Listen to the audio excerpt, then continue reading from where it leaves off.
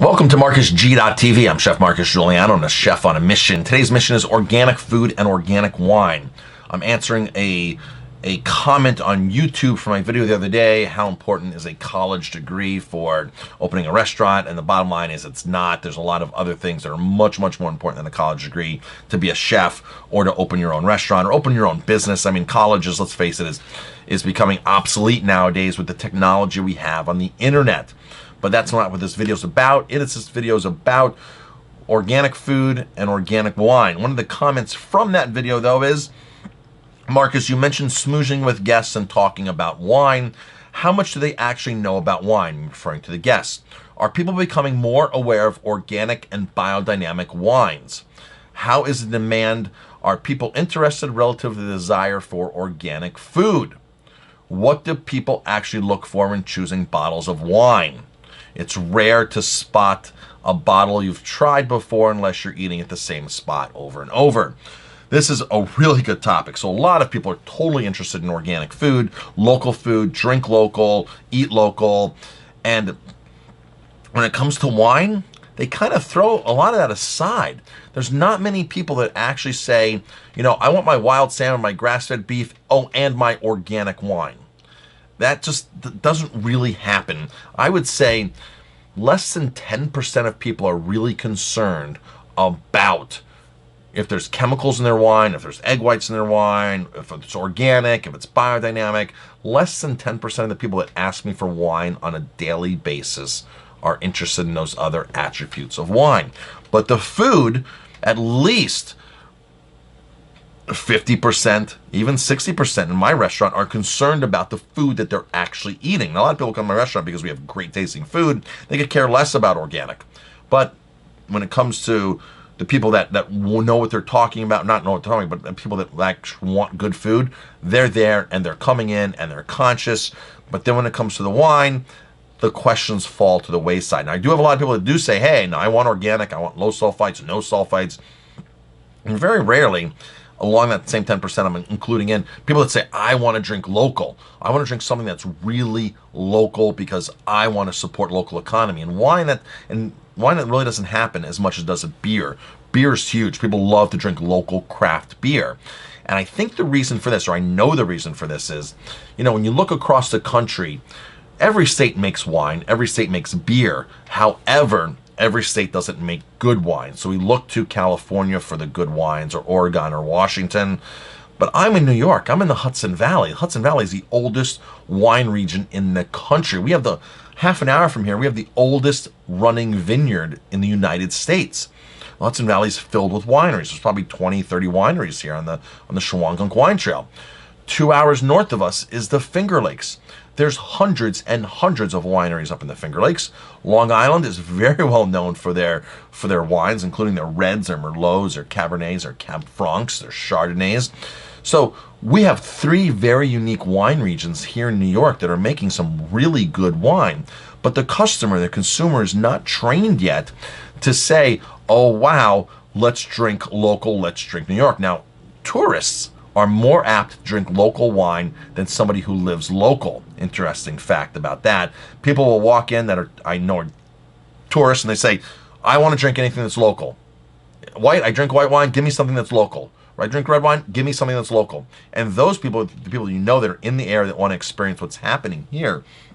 And it's great because when I travel, I want to drink something local too. I mean, I've been to Chicago before. I've been to Illinois before, where I've drank local wine from, you know, within a couple hours away, not expecting anything fantastic, but because I'm there, I've drank Colorado wine. Colorado's not known on a national scale for their wine, but I got to tell you, in Colorado, they take their wine very serious. The Western Slope, there's some awesome wineries doing some stuff out there, and I haven't tasted their wine in years. And in fact, in 1999, I was invited to the James Beard Foundation in New York City to present food, and I was in Colorado at the time, a partner in a restaurant, and I took all Colorado wine to the James Beard Foundation. We went to the Beard Foundation, all Colorado food, all Colorado wine. We knocked their socks off. We worked directly with the director for the Colorado State Wine Agriculture Commission Association. Worked directly with him. He helped us pick out the wines. He tasted us on them, and we were amazed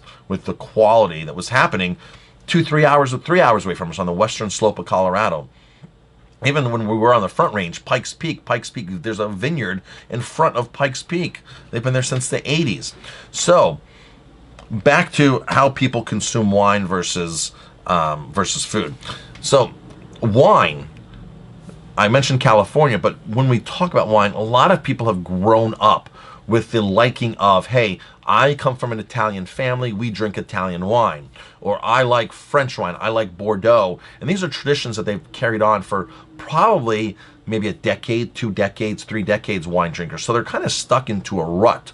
And you try to tell somebody, an old German guy who drinks Saint-Emilion, which is Merlot, from Bordeaux, that, hey, you should be trying New York wine. He's going to be like, no, I want my Saint-Emilion. And I actually know somebody like this. I know another person who's Bordeaux, or Italian. I drink Chianti. That's what we drink. That's what my family drinks. So for them to turn the corner and say, hey, I'm really interested in New York State wine or something local or something organic, is kind of a far-fetched for a lot of consumers. Now, here's the good thing. If you're buying wine from a lot of these wineries in Europe, a lot of these small family-run wineries are indeed making organic grapes. They're growing organic grapes. They're just not making the organic wine. Because once you take the grapes out of the vineyard and put them into a building and put them in the vats and ferment, then they're doing non-organic things to them because they're adding maybe some type of yeast or some type of preservative, a sulfite. So or egg whites. They're doing a non-conventional or non-organic method of winemaking. But as far as in the vineyards, these people are very conscious about what they're actually growing in the vineyards and what they're spraying. Because a lot of these people, if you buy a small Italian wine coming from a family farm, they're not stupid. They're not going to go out their front yard and start spraying all these harmful chemicals. They're going to reserve spraying for when it's absolutely needed, or they're not going to do it at all. So that's the unique thing about buying these small production, is you're buying stuff that is hopefully produced in a better way. Not all the time, but that's a general rule. You'd be stupid if you had broccoli and cauliflower and stuff growing in your front yard and all of a sudden you just walk outside everything and spray these harmful chemicals all over everything. You'd think twice about doing that. And that's what these people do, because they do this for a living. And sometimes this land is in the family for generations. So they really want to be good stewards to the land. So I hope that answers the question here. Organic wine is really not as popular as organic food. Now, the thing in New York is the wine mecca of the country. We have 25,000 registered wine labels in New York. Florida, which you think is a populated state, you have Miami, you've got a lot of things going on in Florida. Florida only has 5,000 registered wine labels, which means most states, the winery has to go to the state and say, or the distribution company and say, we're bringing this wine in, ABC, Chardonnay, into the state of Georgia or Florida or New York. We need to register it with you guys. The state wants them all registered. It's being registered with you guys to know that this is in the state. And so it's paying taxes. That's the big thing. They want their tax dollars. Certain states, it's a control state, which means the actual state runs a distribution program. So the state is telling themselves or registering it with themselves. It's not an outside distributor. But New York, 25,000 wines. We have a lot to pick from. If you're going to a restaurant and you're drinking the same wine, if you're going to different restaurants and you're drinking the same wine, if you're seeing the same wine on the shelf, if you're seeing Yellowtail Heel, Yellowtail, the restaurant's just not being creative at all. 25,000 wines. Restaurants can be extremely creative with what they can put on their wine list. So yes, unless you are eating at the same place and often, you might see the same wines. But I gotta tell you, you come to my restaurant, a month later, you look at the wines by the glass. I got all different wines by the glass. Why? With 25,000 wines, why do I want to serve the same wine over and over? There's certain mainstays like our Chardonnay and our Cabernet that we know work, and we keep those. But the other 4 SKUs, the other 5 lines of wine, in and out, in and out, in and out, in and out, and make it interesting for the consumer, and keep the variety going. I'm Chef Marcus Guiliano. Thanks for watching. If you like my videos, please hit like, subscribe to my channel, and definitely pass it on.